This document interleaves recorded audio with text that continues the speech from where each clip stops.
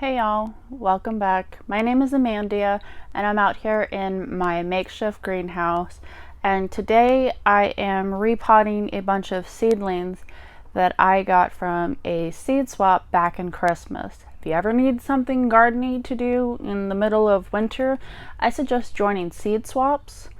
You get a lot of variety and usually they're free or you pay a very small amount. So I'm repotting those. But first, I wanted to show you what I use. I'm not against using plastic trays or the pots, but I do prefer these over anything else. These guys are they're cloth bags. They're like the miniature cloth pots that you see. And what I do with these is I will use them for my seeds, my seedlings. I like these most because they're inexpensive. They're fairly easy to use once you get the hang of it. They do take a minute to fill up, and you don't get quite as much as in like the huge 36 seed trays. I get about 21 per tray depending on what size baggie I use. They come in a variety of sizes, from like these guys to really big. This is the one I use the most. I like this one for tomatoes just because it opens up really big and I can start them out fairly small and then keep adding soil to give myself a bigger pot.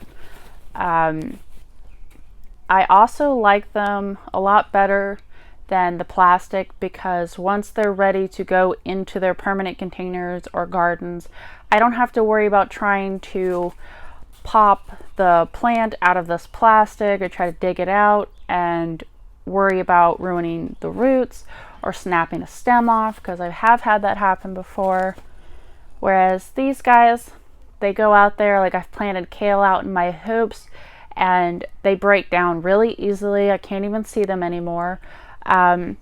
Whereas like the cardboard ones that you can see at like Walmart or Home Depot, those are okay, but I don't like them for a number of reasons. One, they retain water, and since they do retain water, they mold really easily. They don't break down, and I've found a lot of times they don't allow the roots to break through and expand.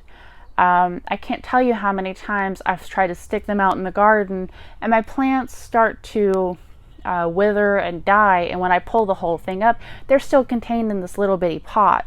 Whereas with these guys, the roots, when you pack them together in a tray, they will expand out. If you leave them a little room in between, something will happen called air pruning, and the roots won't expand out of the seedling bags until you surround them with dirt and water, and then the roots will venture out.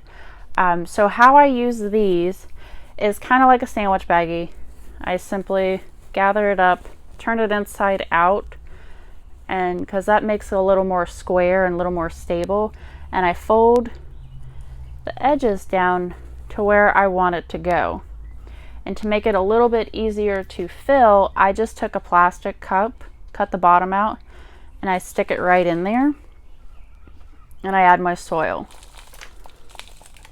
I like to fill it up right above the line because the bottom will expand out. Ta-da! And once I get a whole tray of these, I'll add water and then start repotting my items. So the reason why I like to water from below and not above is it doesn't disturb the seedlings, it doesn't displace the seeds, and it gives the roots a chance to start exploring for the water and the nutrients. Roots will go wherever the water is. So one of the things that I need to repot are these yellow pear cherry tomatoes. I plant these every season in remembrance of my husband's grandfather, who gave me my first actual yellow pear tomato plant, and from them I took the seeds and I've just been continuously saving them and growing new tomato plants. I have a ton of these, so if anyone would like them, I'm selling them for about $1 a piece. And how I repot these is I just go down and I'll pinch a little bit. It's okay if you hear a little bit of the root tearing. You don't want to completely rip it out. I like to let some of the soil fall away so you can see the root, and then I'll just pop it right in here, press the soil down around it. I like to add soil almost to the bottom layer of leaves when I repot, just so, like I said, it'll make it stronger. And always make sure to label your plants, because once you start getting a bunch of different tomato plants, it's really hard to tell what is what until they start producing. Alright, so that's really all there is to it. Just make sure you keep your transplants well watered until the roots start to get established again. Otherwise they could go into shock and die. I will put a link to these guys down below in the description.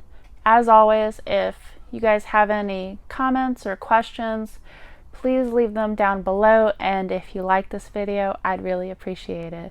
Thanks for joining me, guys. Have a good one.